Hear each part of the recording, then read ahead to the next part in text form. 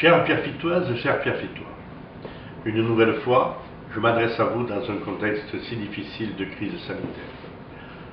Comme vous, je me félicite des annonces du président de la République, même si je demeure très mesuré, vu les charges de travail qui pèsent sur nos soignants.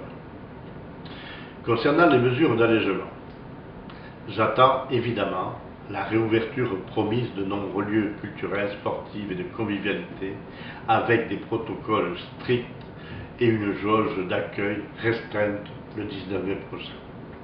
Je vous demande de faire de ces jours qui nous séparent du 19 mai des jours pleinement utiles pour faire reculer le virus. En la matière, j'espère que le reflux de la contamination nous permettra de nous retrouver le 21 juin pour une belle fête de la musique. Je la souhaite chaleureuse et joyeuse dans le parc du Conservatoire où une toute nouvelle scène en extérieur est en cours d'installation. Je suis certain que les artistes, aussi bien que le public, sauront apprécier ce bel équipement, valorisant les talents et les savoir-faire. Je souhaite qu'un vent de liberté souffle enfin sur la culture pierrefittoise. Un point essentiel doit être maintenu, c'est la stricte application des gestes barrières. Continuez de vous laver les mains, à aérer vos intérieurs, à porter un masque. Continuez surtout à vous montrer solidaire des plus fragiles et de nos seniors. Concernant la vaccination, le public éligible s'élargit de jour en jour. Depuis ce matin, tous les adultes souffrant de pathologies lourdes sont désormais concernés. Tous n'ont pas besoin d'être aidés pour une prise de rendez-vous, contrairement à nos seniors. N'hésitez pas à accompagner ces derniers à leur prise de rendez-vous par téléphone ou sur Internet. Vous pouvez aussi les accompagner dans notre centre départemental du collège Gustave Courbet ou au vaccinodrome du Stade de France. Après des semaines d'inquiétude quant à l'arrivée des doses, la situation semble s'améliorer. Les agents du service public de plus de 45 ans ont pu bénéficier d'une journée, cette semaine, au Stade de France pour se faire vacciner.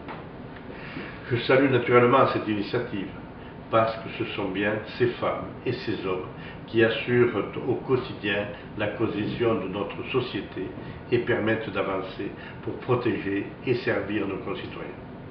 J'appelle aussi à un élargissement rapide de la vaccination pour tous. Je fais du reste partie de ces maires qui souhaitent vivement que les personnes amenées à travailler dans les bureaux de vote lors des élections départementales et régionales des 20 et 27 juin prochains puissent être vaccinées. Enfin, je veux terminer mon propos par une pensée forte pour les agents de police et de forces de l'ordre engagés au quotidien pour assurer notre sécurité et notre tranquillité, qui viennent d'être frappés par 3 actes terribles.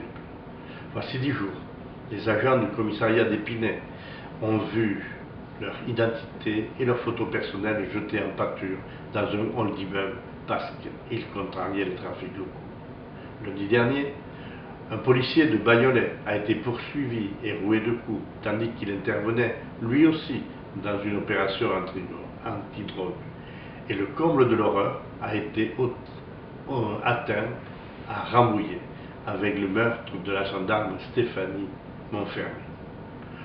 Au moment même, je m'adresse à vous, une cérémonie d'hommage national se déroule dans l'enceinte de ce commissariat. Je voudrais que toutes et tous nous nous y associons par la pensée, même si cela est d'un faible secours devant l'immense peine de la famille. Je vous remercie de votre attention et à très bientôt.